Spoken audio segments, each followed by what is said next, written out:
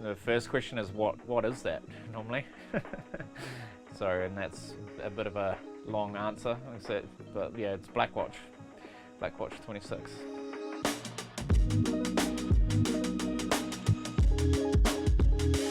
My name's Jared Banks, 36-year-old builder, and I live in Auckland, based in East Auckland, sort of in the burbs, which is quite good, away from the city, the rush of the city. Goes down to the beach, down to Eastern Beach. Like living here because got access to the Hauraki Gulf right on your doorstep, and can also tow over to the west coast, launch in Manukau Harbour, and access to fishing out there as well. There's not many places in the world that you can be from one coast to the other in half an hour. Yeah, this is part 2. So we did a part 1 trip, which was meant to be the only trip, but unfortunately the leg let go on us when we were out game fishing on the west coast after at mid-morning it let go, so yeah, a bit unfortunate, but anyway. Started off pretty well. Everyone was here at 4:45 in the morning, headed off to the ramp and steamed out through the bar. The bar was nice and flat.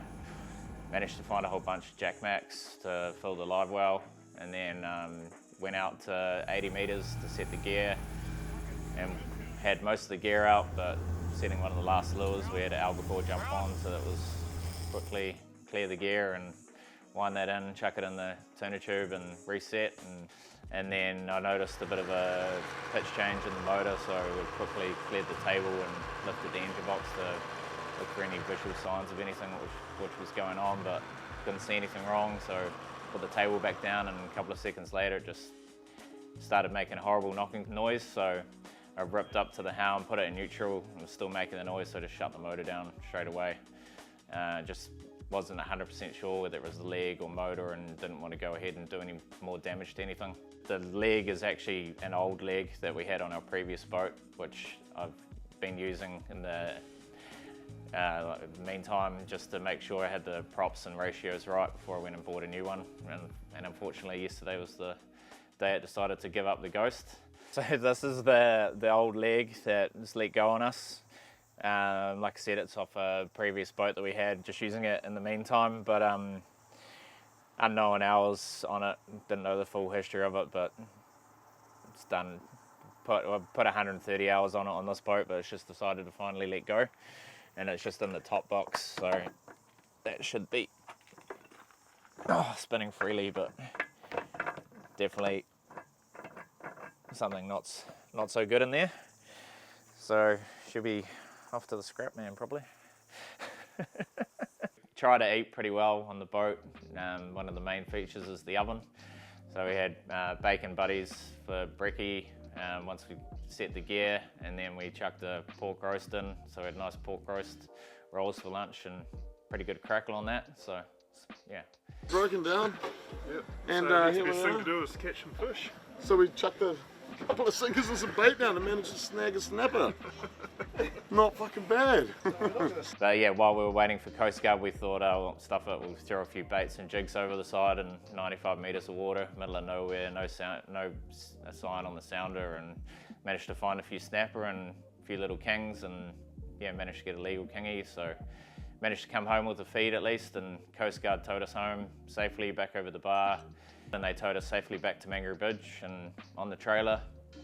Got back from that and washed the boat down, and Mitch was filleting the fish, and I just decided to whip the leg off, so whipped that off, and next morning I got in touch with Steve from Marine Works in West Haven, and on Friday we were back out in the water with a new leg on, so here we are. So this is a now just over 9 metre trailerable sport fisher that we've built from I think it was an 06 Blackwatch 26 Express. There's not much of that left now. I had a few boats in the past, and quite a few of those have been American boats. So quite obviously, like the Ryder, the fiberglass, and the Americans seem to have it pretty well sussed. So I was looking at Carolinas and Albemarles with the intention of building something that was trailerable.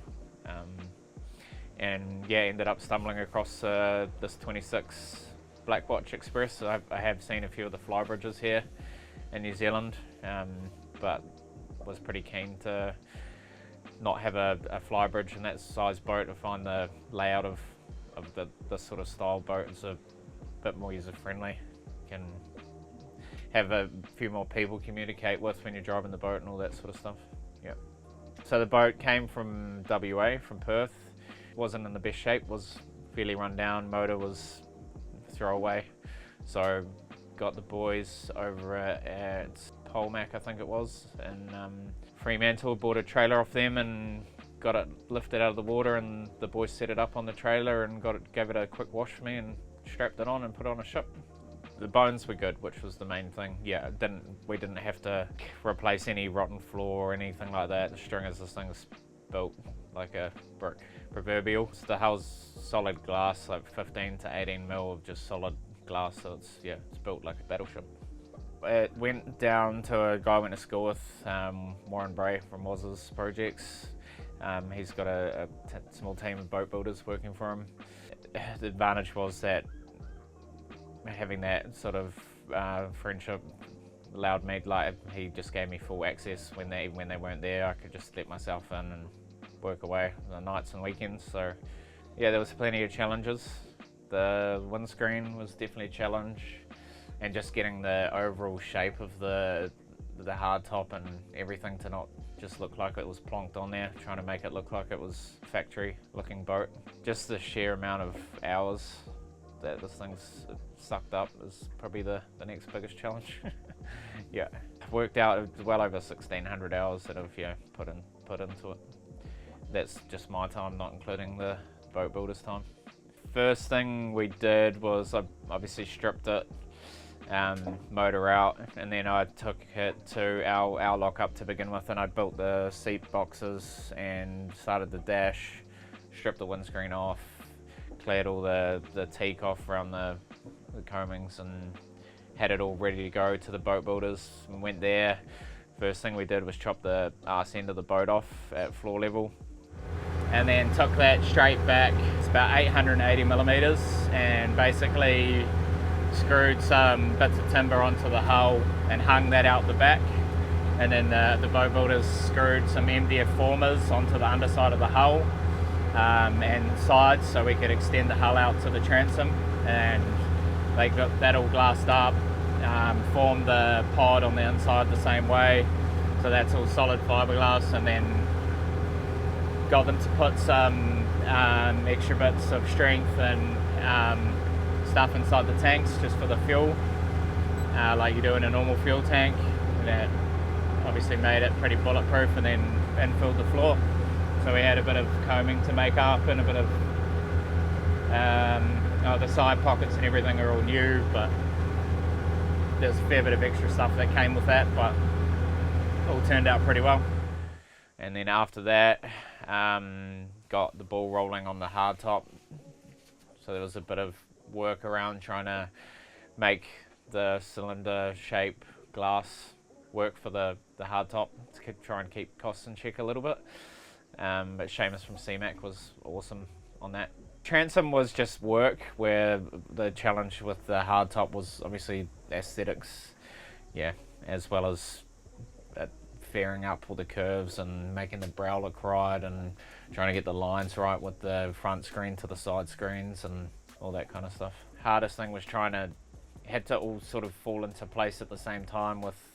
You couldn't do it like a traditional hardtop, because you had to make the windscreen work with the hardtop. So we had a mocked up hardtop that we had propped off the floor, and then we were trying to use these mocked up windscreens to try and get it work, and then we had core flute that we were cutting for the sides, and then trying to tape that and move it forward and move it back, and just trying to get the lines all right. So it was quite a bit of mucking around in that. Yeah, so the windscreens are constant radius. If you have a radius that changes on a front screen, it just blows the cost well out of the water. So Seamus basically explained to me that it's like having a cylinder, and you can chop that, and that's your 2 bits, but then you can chop that in half again, and then you can actually manipulate it to get different looks of what it is without it looking like a a cylinder basically. So that is what we had to work with basically. Yeah, all the extension in the hull is all solid glass. The fuel tanks and everything, all the baffles, everything in there is all solid glass. And then the hardtop, the actual hardtop itself is solid glass. It's got timber, like a Roku hardwood beams that the headliners are fixed to. And then the sides, obviously we had the original side of the Blackwatch to start with, and we've built that up with yellow cedar and then some plywood and epoxy, West System epoxy and glass over the top of that. So the top, I'm pretty sure was all international, and then the hull was just it was a Leckler car paint, 2K car paint. Yeah. So the colour, I was pretty keen on having a blue hull, and all the American boats, they use like the all grip baby blue. I wanted something with a little bit more punch, but trying to find a blue that didn't look green or too blue was proving quite difficult. So we were away at Christmas time down in Whitianga, and I saw a plane they had a little mini air show there, and there was a bright blue plane there that was like stunning colour. So, and a bit of Facebook work, and managed to track down the owner of the plane and flicked him a message, and luckily he came back to me with the manufacturer and the paint code, so I was able to go and get a test pot from then, and then I took that down to the local car paint supplier and got him to colour match it. So I've got the paint code there now. It's Banks Blue, ready for me to go if I need to paint the hull, or when I need to paint the hull again, hopefully. Get a few Marlin signatures on there, and yeah. So the boat came in with the Furuno 295, which was actually mounted on the dash, and it had the 200 2 kilowatt and the low 3 kilowatt, the 38. So retained that, and then just decided to stick with the theme and put all Furuno in the boat. Zip wakes, got a flow scan fuel computer imported from America, and then Victron battery management, and got a charger set up, shore power, so I can run the fridge and the freezer constantly, so you can constantly have ice on the boat if you want, and put it in the marina or in the driveway at home, put a shore power socket out the back of the garage so I can have the boat charging and cold and ready to go. A hot water shower at the back here, just pulls out so you can have a nice shower after you get out for a dive or swim. We've got a couple of 8.8 inch speakers from Fusion in the back there, running off an amp, which give a pretty good sound. And then we've kept the sides all nice and open so we can have gaffs and tagpoles and scrubbing brushes and all that sort of stuff in there. Nice easy access, and we got that both sides.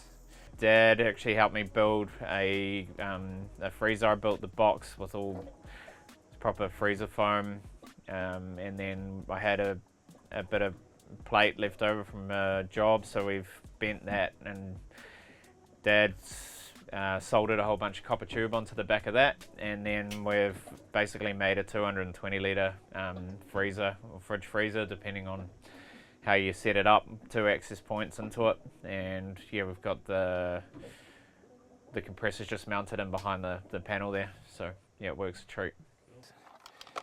Basically this had a sink in it before, but found in previous boats that we never used the sink down here, so I've cleared that out, left a little bit of bench space to use, and got this custom little kitchenette thing made. House tea, coffee, bit of food, shelf on the top, and then got the oven. Got another fridge here, which we use for food.